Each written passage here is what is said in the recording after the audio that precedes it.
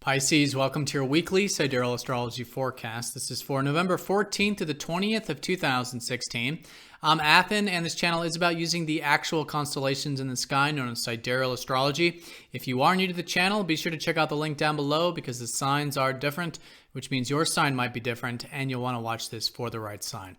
All right, so Pisces, this week we have a full moon kicking things off, and so it's a time of awareness this first half of the week, and a lot of this has to do with your second house, which is where the full moon will technically be, which is about your communications and the importance of learning and exchanging and reading and writing and all this important mental and practical stuff in your life.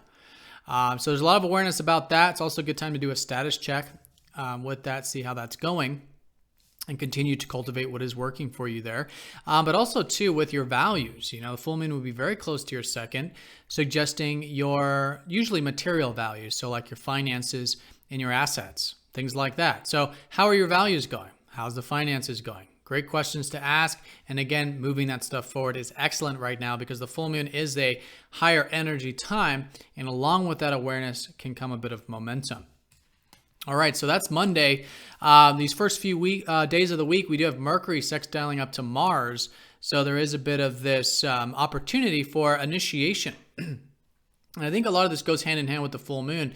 Mars being up here in your 11th house is that right now, it's through your aspirations. It's through connecting with friends or your network circles that you can be cultivating a lot of these things right now.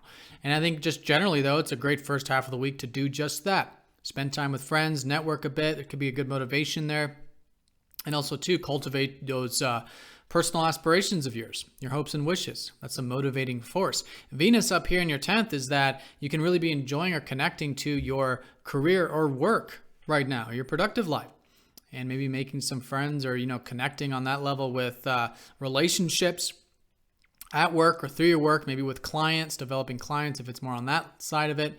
But whatever it is, Venus in the 10th can be that you could be emphasizing relationships at work and just generally connecting to your work and really finding the value through that. And again, I think it's through the productive stuff. You can also cultivate a bit of these material values and also, too, that learning and practical stuff. Third house is all about taking what we know and building upon it and treating life as a learning process. And all this practical stuff we gain along the way is tremendously useful. All right, so that's the early part of the week. And then Mercury, with the sextile, not only is it a good first half for, again, those aspirations and networks, but maybe even expanding your horizons a bit. All right, tapping into your adventurous spirit. This has been a more serious area because you've had Saturn here in the 9th, putting a more serious connotation to all this, which is good for you to take this stuff seriously. But at the same time, Mercury here this is specifically what you could be learning about.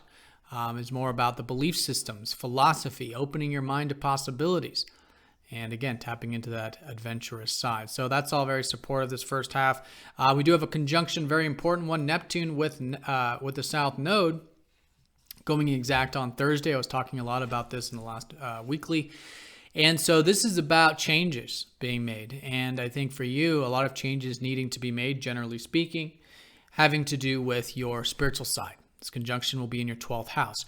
Asking yourself, just like with that full moon, but in this case, do you have peace in your life? Do you have a bit of rest? Do you feel tranquil? Is there enough of that alone time? Is there enough spiritual time? Is there enough peace in the sense of do you have acceptance and surrender and willing to let go of everything outside of your immediate control?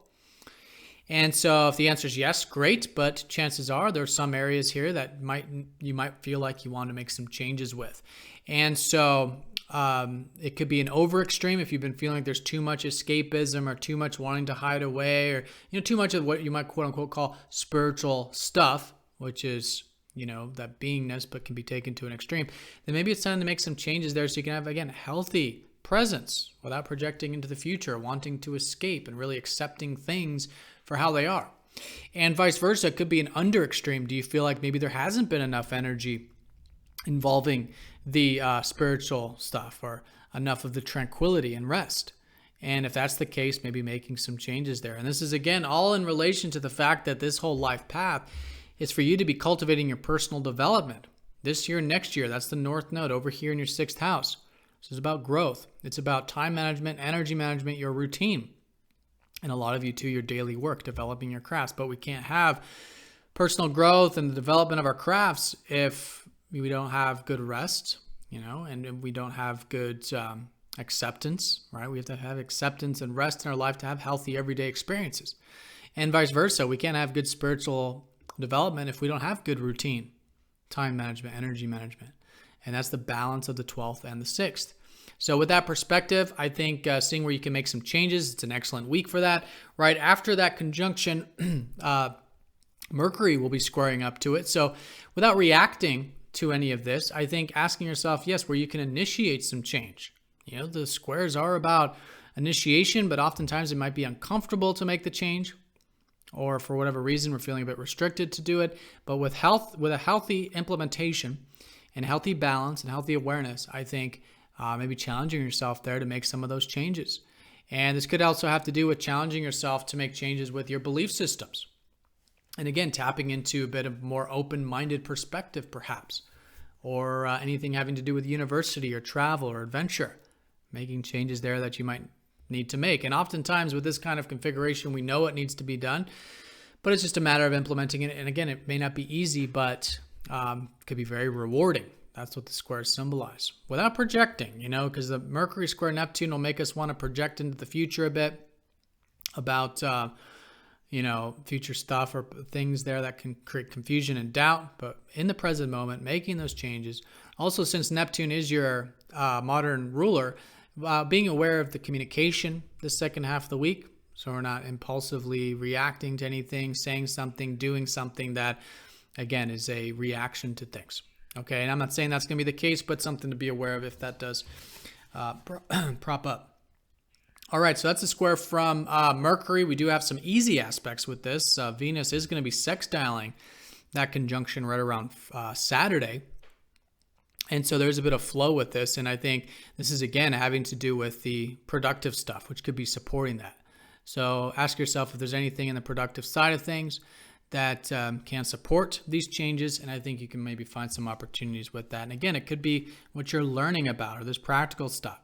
Or maybe with the sun in the 8th house too, and Venus rules the 8th, where you can break some patterns and maybe rely on others, perhaps. It's quite possible. It's a really good time to be focused on how we're all interconnected in a sense that we do rely on others. And it's good to have healthy interdependency in life, all right? And that can be a good source of prana and life force, and also openness and intimacy in life and in relationships. So some things to reflect on, but things are definitely shifting. I do want to mention Neptune is going direct in that 12th house of yours. So your spiritual development is, of course, continuing as a result of all of this.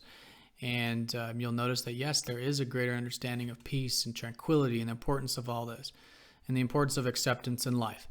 And that'll be continuing over the coming weeks, months, and years as Neptune continues that transit of the 12th. Not in this same way of these past patterns, that's the south node, but in the way of finding peace and tranquility and acceptance in your life.